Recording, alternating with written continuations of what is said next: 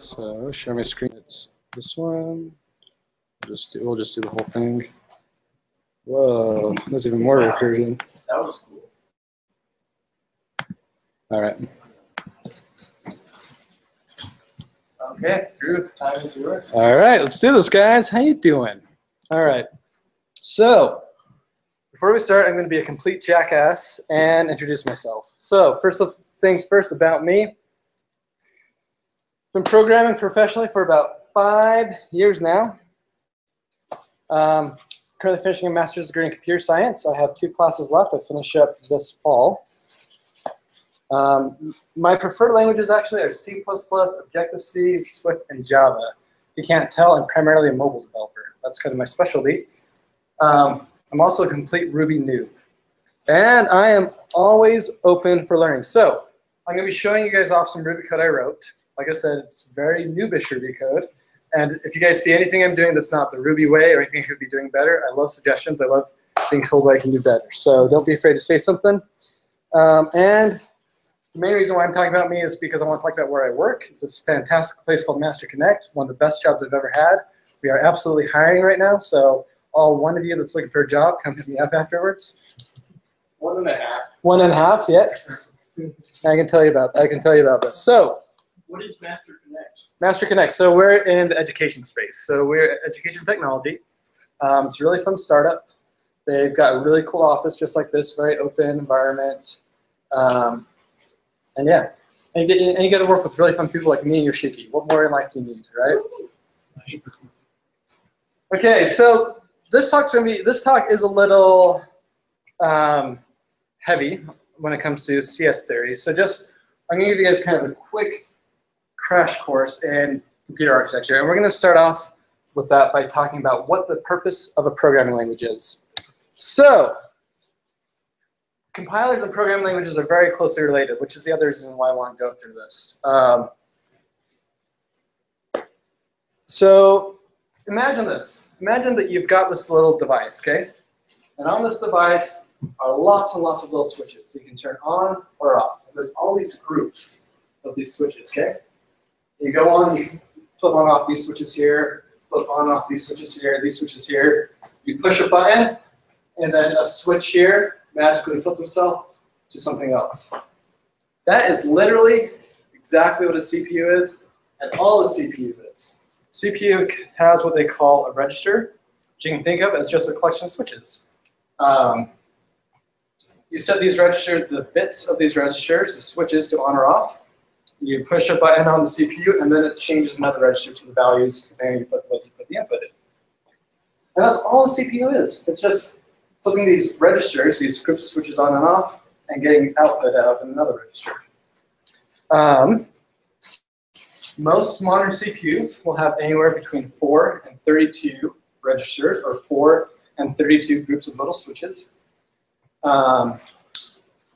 And most of them will be either 32-bit or 64-bit. That means that each bunch of these little switches, you'll have either 32 or 64 of these switches you can turn on and off.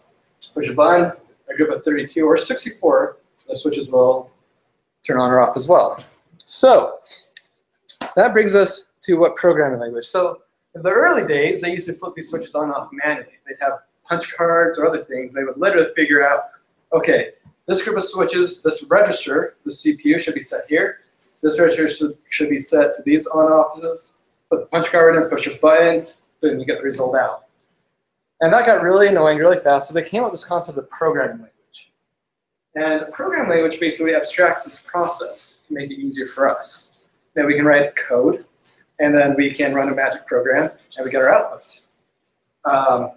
The programming language introduced all these concepts. I'm sure a lot of you have used them. Concepts like classes, variables, loops, etc. All these things that are really just designed to make this process faster and smoother. CPU has no concept of any of this. CPU doesn't know what a class is.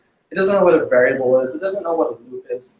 All it knows is, these are my input registers. This is my output register. This is the path I take to flip these switches on or off. So there are lots of different programming languages out there. Ruby is a really popular one, Java, C. And all these programming languages will operate closer to this process of flipping switches, this process of loading up these registers and getting output out, than others. The more abstraction you put, the more this programming language takes away that process from you, the higher level it is, what they call the higher level programming language. So a good example of this is assembly. So the very lowest level of programming is what they call assembly code. And who here has ever written assembly code in their life? So some of you. So assembly code is super annoying to write, because here's what you do. You say, load this value into register 1. Flip all these switches in register 1 to this. Load this value in register 2.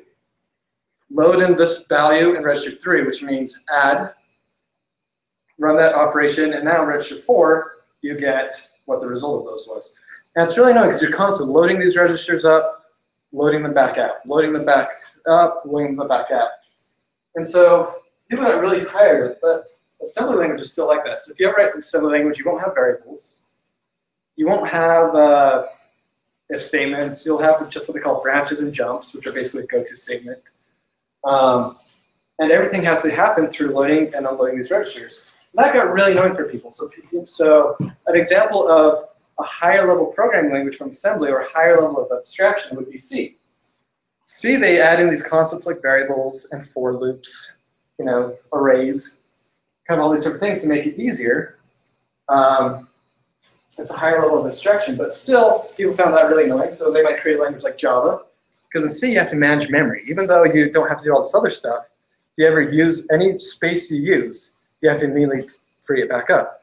So they might come with something like Java, where you don't have to do that concept. Or they might come with something like Python or Ruby, which is an abstraction on top of that, which takes away even these concepts of variable types, adds in all these dynamic features, all these fun stuff. And so it really is, the important thing of the slide is you got to realize is that you have this really base, low-level way of doing things, which operates a lot closer to how machines work, and a much higher level way of doing things. So next, let's talk about what a compiler is. So that's kind of what programming languages do. Let's talk about a compiler. Now, one other question, guys. If you guys have any questions, raise your hand. Kind of the structure of this talk is I'm going to go through some basic, more of this architecture, talk more about what compilers are going to do. And then we're going to build a compiler step by step. There's 5 steps to it. We'll go step by step by step. And if you guys have any questions, just raise your hand, okay? Cool. So, what is a compiler? A compiler turns this. So, this is Ruby code. It's probably familiar to most of you. This particular Ruby logic, it does something what they call FizzBuzz, which is a mythical programming question. I actually have been asked that in a programming interview once. But the whole basic concept is it lives through the numbers 1 through 100. If it's a multiple of 3, it prints out fizz. If it's a multiple of 5, it prints out buzz. If it's a multiple of 3 and 5, it prints out FizzBuzz. And takes that source programming language and turns it into this. So this is assembly language. This is language which operates really close. And you can see it does that process we're talking about. It moves values into the register AX, the value to register BH, divides the 2, etc. Anyway, so compiler. Compiler is really, really simple. All it does is it converts from one programming language into another. Nothing more, nothing less. Sorry, really, is there a fundamental difference between a compiler and a transpiler then? There is, and we'll talk about that. That's actually the third slide in this bullet. An interpreter, on the other hand, what it does is it will take a source programming language and convert it into a desired output. A really good example for understanding exactly what an interpreter would be old school JavaScript. Like JavaScript that you used back in the day, where it would read the source code, it would read JavaScript, and it didn't care about converting JavaScript into another programming language. All it cared about was getting the result. It cared about moving the divs around and replacing out HTML text and stuff like that. It did not care about converting programming languages at all. It just cared about producing the output. Then the third term you'll hear a lot are transpilers. Now, transpilers, the important thing to know is that transpilers are a compiler. It's a special type of compiler that takes a source programming language and converts it to a destination programming language with similar abstraction. So remember how we talked about this concept of abstraction. You have C as an abstraction of assembly, et cetera, right? Most compilers, they'll take something like C or NIT or NIM or something like that, and they'll convert it to a programming language that's really low. They'll convert it to machine code. Or there's a language out there called NIM, which takes this high-level NIM programming code and converts it to a lower-level C programming language code. Transpiler will typically go across the same abstraction level. So a good example of a transpiler would be CoffeeScript or TypeScript, where basically the output programming language is still a very high level of abstraction. It's not necessarily getting you any closer to the machine. But it is very accurate to say that transpiler is a compiler. Does that answer your question? So let's talk a little bit about what Ruby is. So MRI is the built-in version of Ruby that comes with most machines, okay? It's whenever you type in Ruby, run this Ruby file, most likely you're going to be using the MRI. So is MRI a compiler? Does it translate Ruby into a source programming language? Or is it an interpreter? It just converts the programming language into the desired output. Who here thinks it's a compiler? Who here thinks it's an interpreter?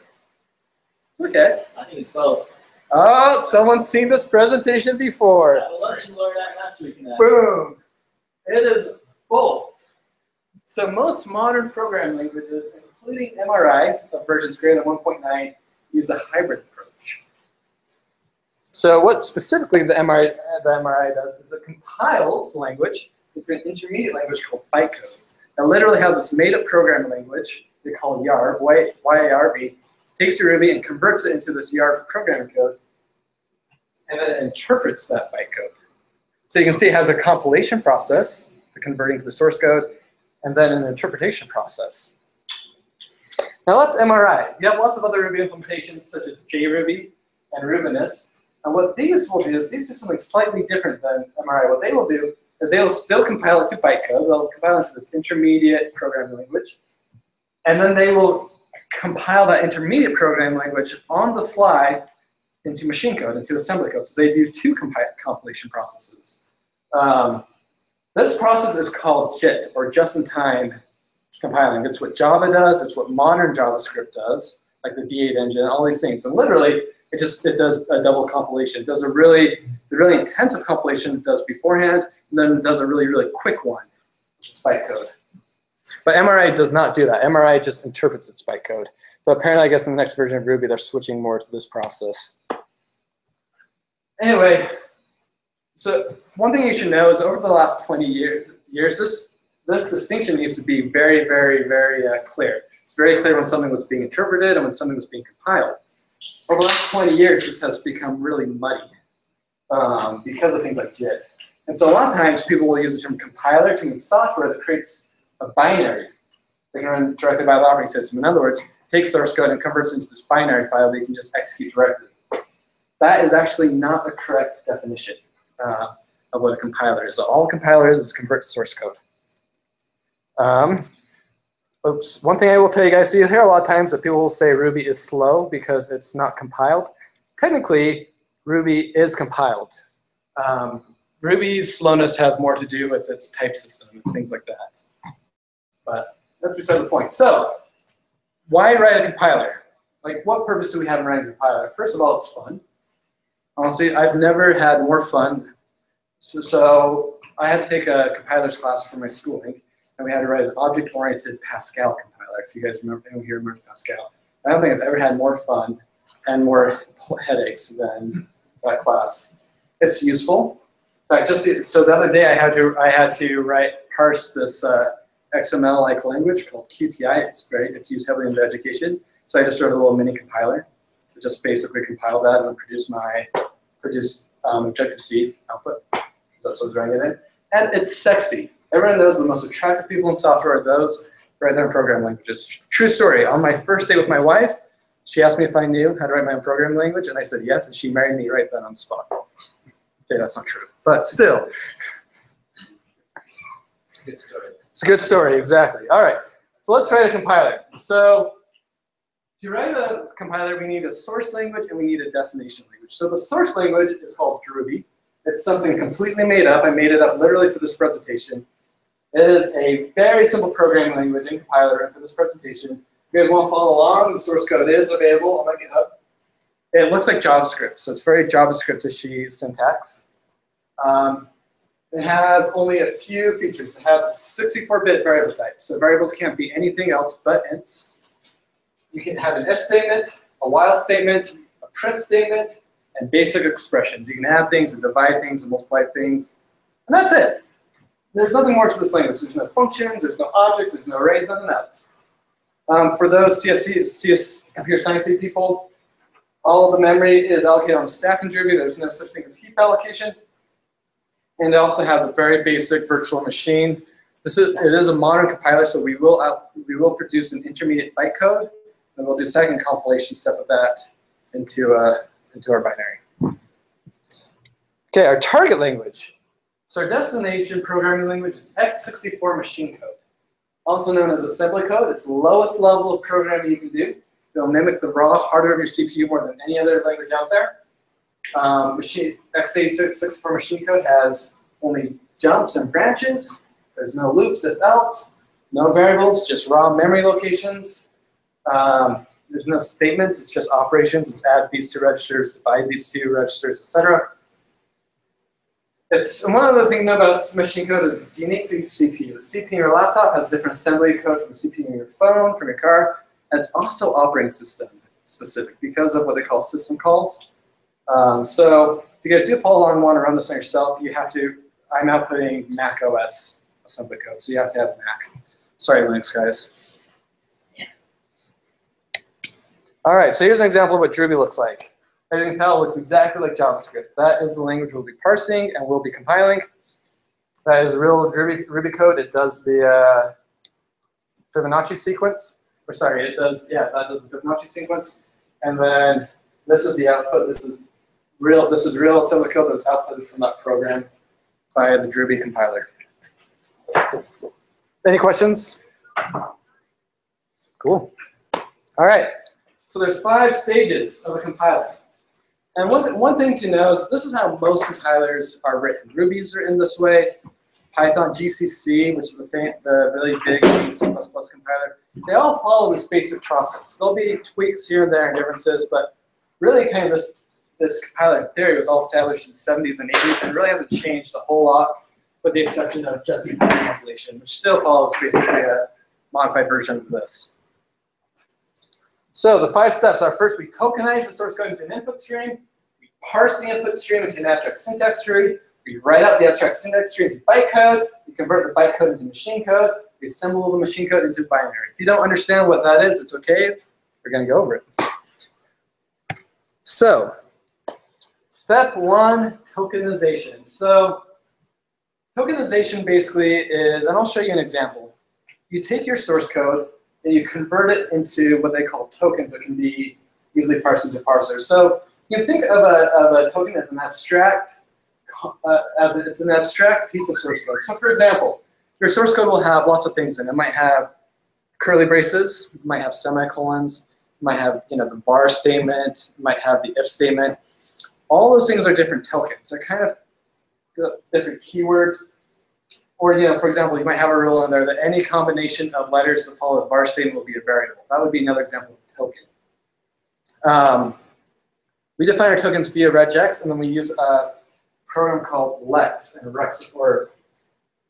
So let me give you an example, then I'll explain a little bit more about that. So here's an tokenization example. So let's say we have some source code. Well, b is not equal to 0. If a is greater than b, a equals a minus b, else b equals b minus a. Simple piece of source code, right? When we break this into tokens, we'd have something like this. We'd have a while token, we'd have a variable token, we'd have a not token, an equals token, constant token, an if token, variable, greater than token, variable token, etc. And then we convert it into a string like this. So this stream of tokens represents that source code. And you can really represent tokens in any way you want. We're representing them using symbols, and I'll show you the code that produces this in a second. But literally, we have a symbol, a while symbol, a variable symbol, a not symbol. We take our input string that contains all of our source code. We run it through a regex, bunch of regex rules, and we say, does this substring match this regex rule? Does this substring match this regex rule? And when it does, we then output a symbol which represents a variable token. So let's look a little bit. Let's look at that. Let's look at the actual code for that of what we're doing here. So before I show you this, one thing about compilers is a lot of this theory of compilers came out in the 70s and the 80s, and back then there's this really famous program called Lex. And basically what Lex did is because they started, writing so many programming languages for, back in the day, you write programming language for anything. They kind of came up with this program where you could just pass in your regex rules you want, and would output source code. In this case, it was C source code that would basically do your tokenization for you. The Ruby port, and that program is still around. It's used everywhere. It was ported to open source by the GNU project. It was originally developed by AT&T.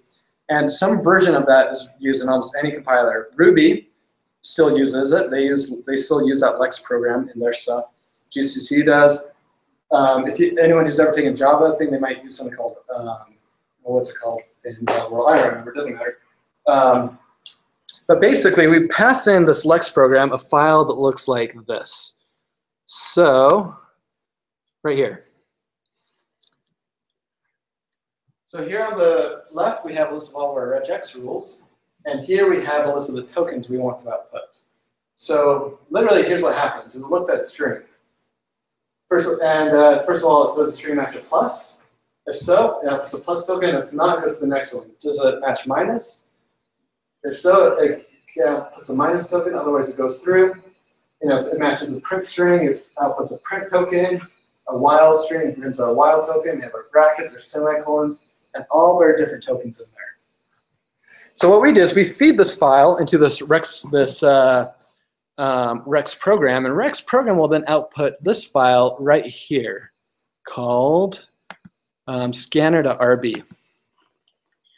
And the code for this is actually pretty simple. It literally just comes down to a big, huge case, one statement, big, huge, long if-else statement. It literally just goes through string by character by character in the source code, matches the regex rules, and gives us our token. And bada bing, bada boom, you pass in your string of source code, and you now have a stream of tokens. Does the tokenizer care if like parents are balanced? No, that's not handled by the tokenizer at all. That's handled by the parser. So all the tokenizer is concerned about is taking your all it will care about is basically taking your string of source code and outputting the string of tokens, the string of symbols for it. Basically, you get back just a giant array of symbols.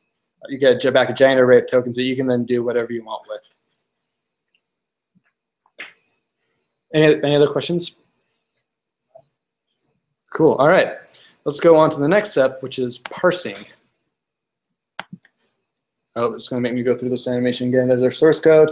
There's the tokens it converts to, and there's our stream of tokens. So now we have our stream of tokens. We have our giant array of tokens. And we need to somehow parse this into our destination source code. So parsing is this idea of breaking up that stream of tokens into a logical structure which shows the order of instructions. They call this structure an abstract syntax tree, and this is a common term for everywhere. Take this token, you break it down into kind of this tree-like structure which shows the order of the tokens, and then you can navigate that through a tree.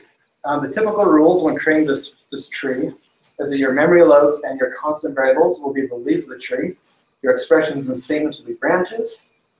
And then you can parse through that tree using a concept called depth first search. We'll go over that in the next slide. Just like Lex is this really famous program that does the tokenization for you, there's this really famous program called Yak. Again, it was developed by AT&T back in the 70s, still used today. The Ruby equivalent is called Rack. Basically, you define what they call a BNF grammar. You feed into this parser, and again, you get out a class, which then will parse your array of tokens for you. There are lots of different ways to parse. I could also do an entire hour presentation of parsing algorithms. I'll show you, and they basically come down to giant state machines, but it doesn't matter. So here's an example of parsing. So this is really simple. Honestly, we're just going to parse a single line of code. A equals B minus 10. First of all, we tokenize it. So we have a list of our tokens. Variable equals variable minus number. We then define our grammar. So this is the grammar we feed into our parser. We basically say that we have two concepts. We have statements and we have expressions. An expression will be either a number token, a variable token, an expression minus another expression, a variable token equals, and then a statement is whenever we have a variable equals an expression.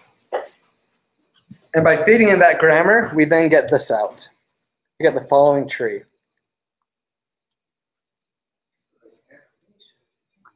I know, man. It's the magic of Apple.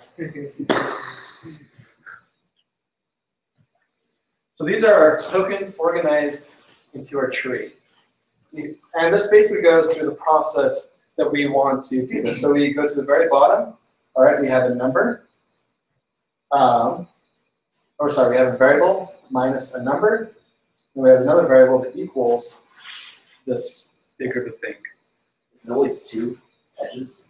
You know, there's typically you'll see two, or sometimes you'll see another array. Sometimes in if statements you'll see three. For example, the next slide I show an example with three in it. Really, it's kind of up to you. In Ruby, and the way we're doing it, I'm always doing two, but you can do it in lots of different ways. Let's show you guys a little bit more of a complicated example. So here is the source code right here. Well, b minus equals 0. I'm not showing the tokenization of this, but basically this turns into a tree that looks like this. At the top we have our while. We have our if condition for our while. We have our branch. We have our true abstract syntax tree, and we have our false abstract syntax tree. A equals A minus B. B equals B minus A. And to parse this abstract syntax tree is really, really, really simple. We do what they call depth first search. I'll show you another example of this. Basically, we start in this node and we say, do I have a left or right branch? Yep, I do. Do I have a right branch? Yep. Do I have a right branch? Yep. Do I have a right branch? Yep. Do I have a right branch? Yep. Oh, parse that. Parse this. Parse this. Up, over, parse this. Parse this. It's basically just a giant recursive loop or a giant while loop. While we have something on the right, go down there until you reach the end. Once you reach the end, process it. So let's show a little bit of what this looks like in our actual code.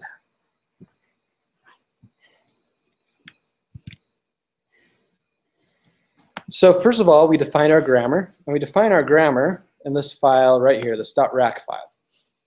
And this is the grammar file for our programming language. Now it looks a little messy.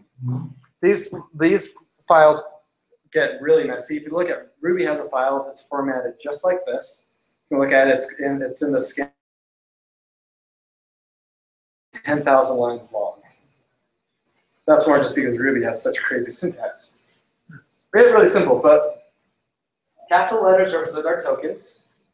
Lowercase letters represent our rules. So for example, we have a statement. A statement can be a variable token, an assigned token, and then an expression. This would be like A equals 10 minus 3. We have a print token, and etc. Those mean words. And basically what this is telling the parser is that when you run into a token that follows these, when you run into a stream of tokens that follow these rules, you run this line of code, the code that's in between this parentheses, which what that does is that creates a new abstract syntax tree with the things. If we look at our abstract syntax tree class, we can see that it's really simple. So an abstract syntax tree basically consists of a bunch of nodes, and nodes have a left pointer, a right pointer, a value, an operation. So you can think of this class. So this AST node will have a left variable which points to another AST node, which has another variable which points to the right AST node. Just kind of down and down through this tree structure, right? Then we have all these different subclasses. So for example, here is a divide expression. This type of AST node. It sets the left and the right. and then it determines the bytecode operation for when we get ready to parse this to bytecode. But the important thing is before we get in there is just know that we're just basically creating this tree-like structure, just this cluster of AST nodes. Okay, any questions on that? You can say this until the end, but how the crap do you debug this? Same way as you debug anything, really. Your grammar file and stuff. Oh, your grammar file, yeah. Not your Ruby code. My grammar file? Yeah, this big, huge, messy thing. Yeah, I mean, it's hard. It's really hard because there's no colorations. Better question: are there tools out there? Yeah, there are. There are tools. You can get syntax coloration, and it will tell you if you have an invalid grammar file. You have rules that conflict on each other. It'll yell at you and say, "I cannot parse your grammar file. It has conflicting rules." What's the grammar for BNF? You mean the grammar that the BNF thing? That's a good question. Probably BNF, recursion. BNF is this grammar format. It's the format that you write this grammar in, and it's a very common format. If you guys do anything with the real parsing, you guys ever do anything in natural language processing? In natural language processing, you have to parse commands for what they mean. You have to parse a thing like Siri, call my brother Tom. That's a string you have to parse. You'll write a grammar. You'll go through a very similar process. You'll write a grammar that will look just like this, that goes all the different ways that string can be parsed, and it'll build a tree. Like, it's kind of funny because at this point in the stage, the rules for parsing a compiler and source code are pretty much the exact same that you do for any sort of parsing, whether it's parsing a natural language processing string or a game file or a level file or really any sort of parsing. Any other questions? So what we do is we have our grammar file, right? And we put this grammar file, we run it through that rack program, and it outputs this file right here called parser.rb. And this is code, it's Ruby code, but it's Ruby code that's not really meant to be readable. It's just made to kind of do what it is. The long story of it is you got a method on this class called parse. You pass it in an array of tokens, and it then outputs your. Yeah, it's basically a state machine. I mean, basically how parsers work is they check, okay, I have this token, what's the next token? Okay, move me into this state. Okay, what's the next token? Oh, I'm in state 10 instead. Oh, the next token says, all right, I'm in state 300 instead. It just basically kind of evolves through state to state until something fails, and then it says you have a syntax error. And the compiler yells at you, or it outputs the full tree. Yeah, so there we go. So now we have something, we have our rules defined of what we want the language to look like. We have the tokens which define what the language looks like, and the parser which defines the rules of the language. And we have our abstract syntax tree. And now we just need to convert that abstract syntax tree into bytecode. Any other questions so far, guys? You guys are asking great questions. So just connecting that, so up until now, you define the symbols that you want to interpret into your statement code, what you call that? Your tokenization. Then from there, you take the tokenization through the rack to create this. Yep. And what we have at this state is we basically have something called AST node. It's a class called AST node. It's an object, and that has two variables, left or right, which point to another AST node, and basically it's that tree structure I showed you. And you can do other parsing mechanisms, but it's written on. Yeah, this is what almost everything uses. They use rack and flex or some variation of it. I know the Java version of rack is called Antler. I don't know why, but that's just what they call it. You have Yak, which is for C++ code. They're all just basically ports of the same thing. And that's the kind of thing. Parsing algorithms kind of got really exciting in the 70s, and then they kind of haven't really evolved much further since then. And so they haven't really, everything works, and it's just kind of standard. Okay. Symbols and tables, oh my. So one of the things we got to talk about is symbol tables. So while we're creating this abstract syntax tree, one other thing we'll usually have our parser create is what they call a symbol table. It's also known as a variable table. So keep in mind that in machine code, we don't have a concept of variables. We just have memory locations, right? But in our source code in Ruby, we have variables, which keep track of values, right? The symbol table is responsible for that. It's responsible for saying the variable foo references memory location 1024. If we were writing a really advanced compiler, our symbol table would probably do things like garbage collection. You know, it would manage to, okay, they're not using this object anymore, let's free up that memory automatically, and all that crap like that, custom types.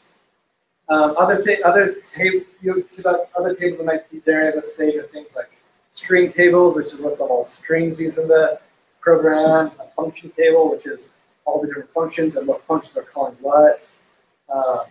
Object graph, these objects are also class of these objects, all sorts of things like this. But for Ruby, we're just going to worry about a symbol table, about keeping track of our variable locations.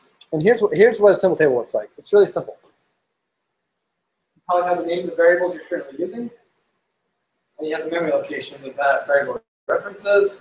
You have the type, and you have the size in bytes. So really, really simple. If you have a language with scope, like anything that isn't Ruby, Great question. how does that work? You create a stack of symbol tables. And then every time you enter scope, you put a new symbol table on stack. So the symbol table would be an object, and you'd have multiple of them. And basically, you'd be parsing through, oh, we just entered a new scope. Take the symbol table, pop it on, then any variable name put in there now belongs to its own symbol table. And at the end of the scope, you pop this off the stack and just continue on down. Smart. I didn't make that up. That's what my compiler professor told me. And that's what we did. You should have owned that. Yeah, I came up with that, guys. That's right. Don't Google it. Okay, so let's look at what our symbol table looks like in Ruby. We have this file called symbol table, right? And it's actually really, really simple. We've got a hash. This is also doubling as our string table because if we want to print out a string, we got to store the string somewhere. That's really simple. We have a single function, get memory location, and then symbol. We have a hash, and basically we check, hey, does the hash currently contain that symbol? So if we pass in, okay, they declared the variable foo. Okay, does foo exist in the table? Nope. Add it in, increase our memory pointer by 8, and then return location of memory. Why 8?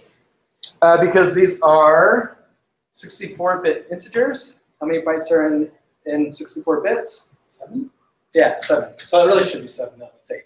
Because there are 8 bytes and 64 bits. So, you know, really our memory is going to be sequential. So we have our base location for our memory, which is 0. The first 8 bits are one variable. Every single time we add another one, we just add in 8 bits to the end. And so that's what that's capturing it. So variable foo will be memory location 12 from the base memory location we have. So that'd be a different value for a 32-bit compiler. Yep. So if we had, or for a 32-bit type. Sorry. So let's say that we had, for example, 32-bit float. Then we'd increase this by 4, whatever it was. And it's funny because if you look at the symbol table in the compiler I wrote for school, you know, because we had custom types, we had to store, okay, these are the types we have. This type takes this much space in memory, so increment the memory pointer by this much instead. Yeah, 8 is just because we got 64 bits for 64-bit integers. We just have a single type. But if this was a string, then we'd have to calculate what the size of that string will be. You know, that string has 10 characters. Each character is 4 bytes. You know, increase it by that times length of the character. All sorts of fun stuff like that. We have an object. This object has 10 variable types in it, 10 variable properties of this type. This is 12 size of this object. Increase the memory location by that much anytime we add a symbol to our symbol table. And if we're doing memory collection, we'd have to deallocate it. Every single time we were done with our object, we have to say, okay, remove this memory, decrease the pointer back, etc. But in our simple compiler, we just increment our memory pointer by 8 every single time we add a new variable. Any other questions?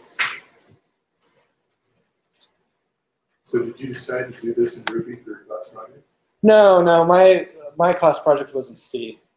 I honestly, this presentation came at 100% because Yoshiki told me to. I needed an idea. We do lunch and learns on my work, and I needed an idea. So I'm like, hey, he has an idea. And she says, write a compiler. And I'm like, okay.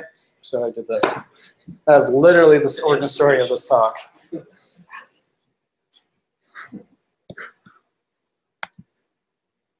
Okay, so there's our symbol table again. And you can kind of see that our current memory location is just incremented by the size of the variable we're putting in. Okay, so step 3. So we've got our symbol table. We've got our abstract syntax tree, which shows kind of the operations they want to do and what order they want to do it all in. Next is we have to convert this into bytecode. So first of all, what is bytecode? So bytecode refers to a special type of programming language. It's still a programming language. So a lot of bytecode is actually human readable and human writable. There's this very popular virtual type of bytecode called LLVM. It's just Lisp. LLVM is literally just a variation of Lisp code. And all it is most bytecode though is made to resemble a generic assembly language. If you look at the bytecode for something like Ruby or for Java, it looks like a very generic assembly language. Or you could call it machine code for a machine that isn't real, aka a virtual machine. Bytecode will typically be organized into control units called basic blocks. Basic blocks are then organized into a graph called the control flow graph.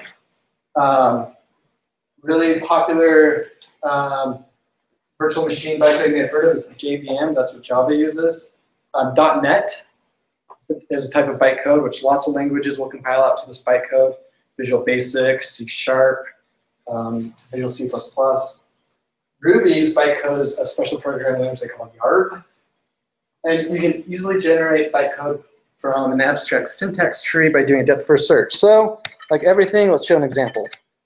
So, we have our line of code, okay? We want to convert this line of code into bytecode. First of all, we create our abstract syntax tree, which looks like this.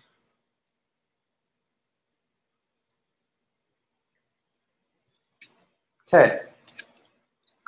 This is real actual YARV bytecode.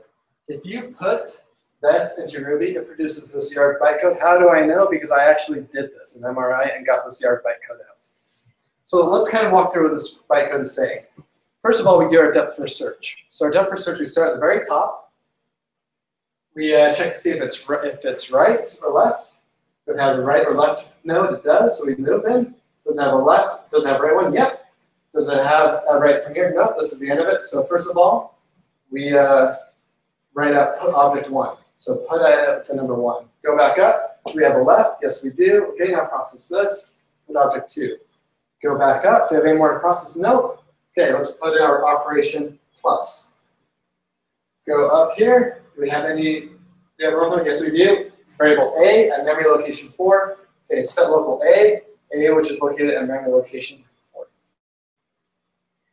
So you can see we just do that simple. Going. Let's do the same thing with DVM. So this is DVM stands for the Druby Virtual Machine. It's the bytecode which our fake language is doing. It's not fake, it's a real language, but our simple language does. And it follows a very similar process to this. First of all, check here. Do I have a right branch? Yes, I do. Do I have a right branch? Yes, I do. Okay, load the constant 1 into register 0. Come back up here. Do I have a left branch? Yes, I do. All right, process this. Load constant 2 into register 1. Okay, go up here. I have no more, so go back up. Do I have a left one? Yes, I do. Okay, what's this? All right, load constant 8, memory location 4. So write the result of equals write memory in register 2 at memory location 4. So let's look at what the code that actually does this. It's actually really, really simple code, believe it or not. So a quick question, just code tangent. How do you see the YARV? Like, if you do that from how did you like? Yeah, so there's a flag. That, I mean, normally it stores all of this YARV bytecode in memory. So there's a flag you can run under where it actually write out to the file, and you can just open the file as a text file, and it gives this to you. Cool. Yeah. There's another tool called Weber that'll let you see the AST of Ruby. Okay. The abstract syntax tree. That's cool. There's a great book called Ruby Under the Microscope that talks about Ruby's internals and this kind of stuff. So, let's see here. So we have DVM here, right? And the core of DVM is our basic block. All of our DVM code is organized in what they call basic blocks, which just have a simple branch to and jump to. And if you look at our abstract syntax tree node, we have this function called emit bytecode. And it's really simple. First it checks to see if the left branch is nil. If it's not, then emit the left branch bytecode. Then it checks to see if the right branch is nil. If it's not, it emits the right tree branch code. And then it sees if I've got, then it processes itself. It processes my self.bytecode up. And then it just kind of continues on, and it does that. These simple 10 lines of code take that big abstract syntax tree, and it converts it all into DVM. And it basically does it by running this method called bytecode op, which returns a DVM operation, Druby virtual machine operation. So yeah, we just recurse it through that. And then we have basically a bunch of instructions for the Druby virtual machine. Any questions? Okay. Oh, I'm gonna have to exit out of that and go down a slide. Okay. So now we have our bytecode. We have our Druby virtual machine bytecode. We need to somehow convert that into the actual machine code. Hold on, let me take a drink of water because my throat is acting up. Okay, this is actually a really simple process. Because our bytecode, our DVM intermediate programming language bytecode, so close to machine code, it's literally kind of just a one-to-one operation. Literally just becomes just a giant switch case switch, which looks at the operation and outputs a string of some code. One thing I will note is that most compilers, they'll perform what they call optimizations at this step. And there are tons of compiler optimizations that are happening. If you think your source code looks anything like what you wrote, you are wrong. I took an entire class that was dedicated to nothing but the optimizations compilers does, and it is nuts. So a couple of compiler optimizations that most compilers will do at this step is it does what they call loop enrolling, where it will literally, if you have a for loop that iterates 5 times, so for and I, while I is less than 5, it'll literally take the for loop out, and copy and paste your code 5 times. It does the same with function aligning. Every single function call you get, it will copy and paste your function in line. It's literally the exact opposite of dry. It's wet. It does. It will do something they call local value numbering and common sub-expression elimination, where basically, let's say that you have the operation I++, and lots of different parts of your code. It will literally, or that's a bad example, but like let's say basically it will create whole new functions and branches and if statements that your code didn't even have originally, just because it detects that it can save a single instruction by breaking this out into its own loop. It does loop invariant code motion, where it will take if you have a loop that for some reason it can't unroll, it can't copy paste over and over, it will move as much code of it as it can outside the loop. It literally takes your code, chops it up into pieces, rearranges it into something that doesn't even resemble your code, and moves on. Ruby doesn't do quite as aggressive compiler optimizations as something like C++ or Java does. The main thing is because Ruby has to execute everything on the fly. Python is the same way. JavaScript is also kind of similar. But they all do some level of optimizations, and it's all pretty crazy. Anyway, so let's just do a quick example of what it looks like converting. I'll show you the code that does this. So we have look constant 0, 1. That usually converts to move into register RAX, the number 1. load constant 1, 2, that converts to this assembly code. And it's pretty much almost a one-to-one translation. It's very, very simple. Our memory locations become actual memory locations. This is 4 from the stack pointer is what that means. And let me show you what that code looks like in Ruby.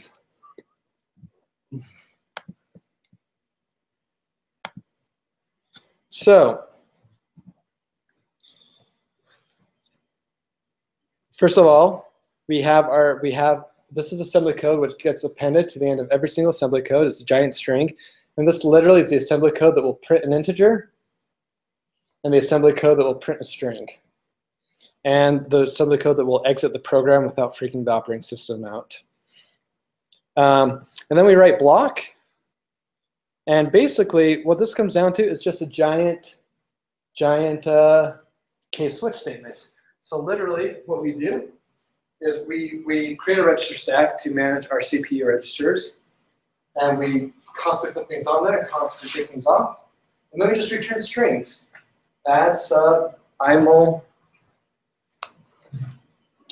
move RDX, move RAX. And it literally just produces strings. And it produces, so here, I'll even show you an example of what it looks like. It looks like this. Let's see here. Let's do, how about Fibonacci? So it then produces a string file that looks like this. Oh, here, I can load it up here. It should be a out.asm. So we basically take our bytecode, we just output a giant file containing all of our assembly code strings. That's all it is just outputting a whole bunch of strings into a file that looks like assembly code. Well, that is assembly code, not looks like it. Any questions about that? Okay.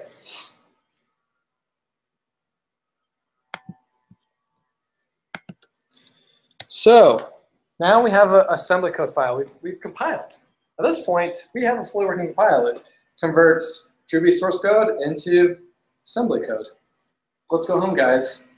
Or let's not. Let's do the final step, which is converting this assembly code into a binary that can be executed and ran by the operating system. So they call this assembling because at this point, the machine code resembles actual what's being fed to the CPU so closely that you're not really converting from one programming language to another. Now all you're doing is you're converting that assembly code into a bunch of ones and zeros that can be read by the CPU. They call this assembling it. And it literally is, all it is a dictionary lookup. So, you might see the assembly code add space register 1, register 2. You just look up in a giant database, hey, what's the binary codes for the add operation?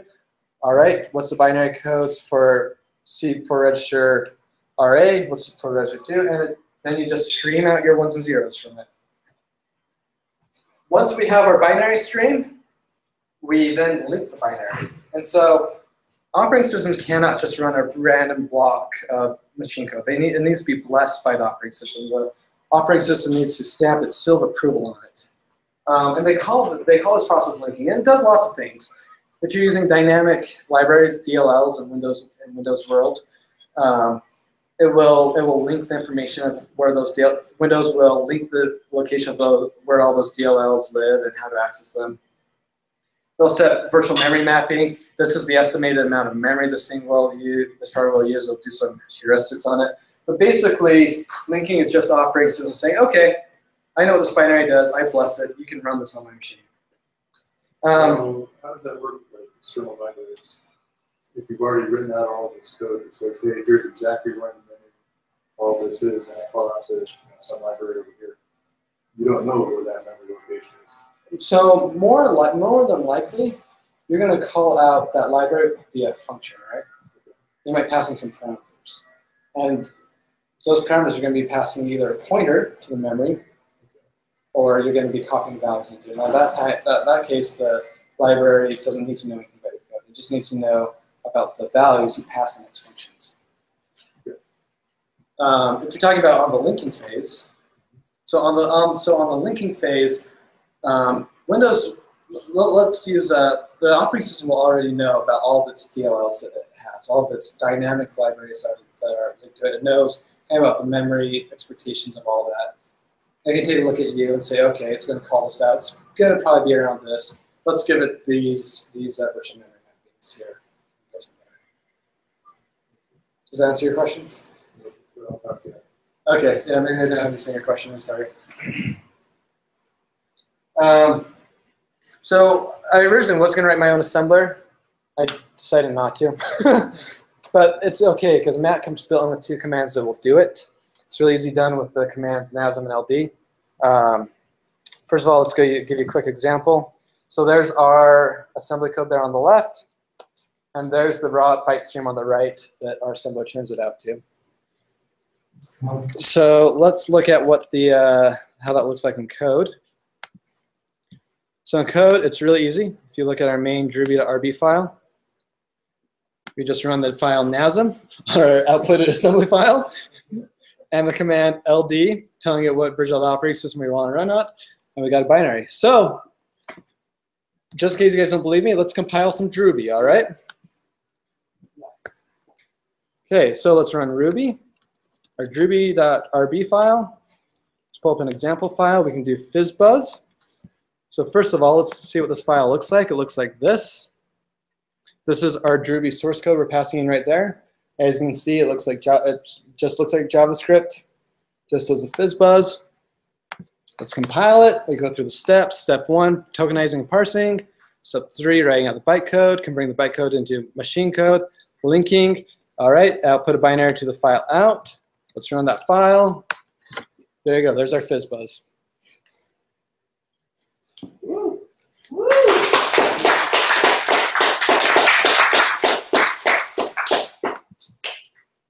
It's Ruby web scale. Oh, it scales.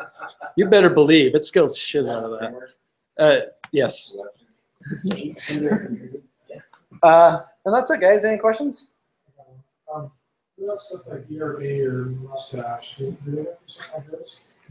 ERB, I'm not familiar with. Mustache is a JavaScript library, isn't it? So. It's inside of text and stuff. Templating the. Oh, got you. That's part of the parse filer. Yeah, so I'm not 100% what Mustache is doing, but my guess of what it's doing is it's most likely doing some sort of tokenization parsing. I mean, pretty much anything that's parsing is. I mean, it might be really simple. It might just basically be doing a search for everything. It might be a very, very simple parser. You might even wrote their own instead of using something in depth like Yak or Lex.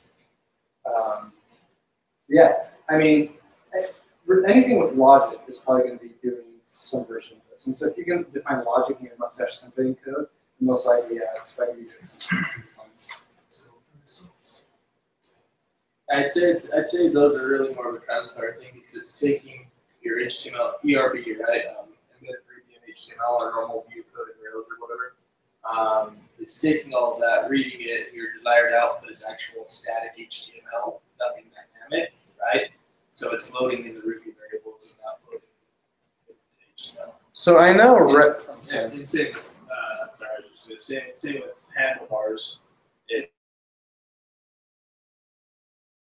output is static HTML. So wouldn't wouldn't this be technically an interpreter? Yeah. Yeah, I think so. So I know Rails route. They actually use rack. That BNF grammar that I showed you, that really complicated, ugly file, that is actually being used by Ruby on Rails to parse. They use that to basically output a parser for all of its routing file. That .routes file gets fed through something like that. So yeah, I mean, there's lots of use cases for parsing out. And also, even if you don't care about languages and compilers, just learning how to basically write BNF grammars so you can throw them into a parser and get out a class which will parse it for you is a really, really useful skill to have. So if you've got like ugly kinds of refactoring to do, sometimes it's useful to look at the ASC and say, okay, here's exactly what I need to do to grab all of these cases. Because if you just start writing regexes, sometimes it doesn't really work. And,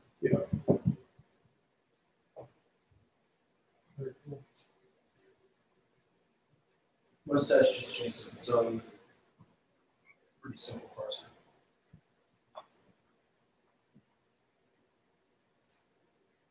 Yeah, I kind of hand waved a little bit over the parsing algorithms. Rightfully so. And I mean, there's two main ways you can do it. You can just do a giant stack where you just basically put the tokens you're expecting on stack and pop them off, or you do an advanced state machine. It depends on how complex the grammar you want to parse is. And there's lots and lots of ways to do it from there too. Good questions, guys. Any other questions? All right, well, thanks so much for coming out, guys. I appreciate it.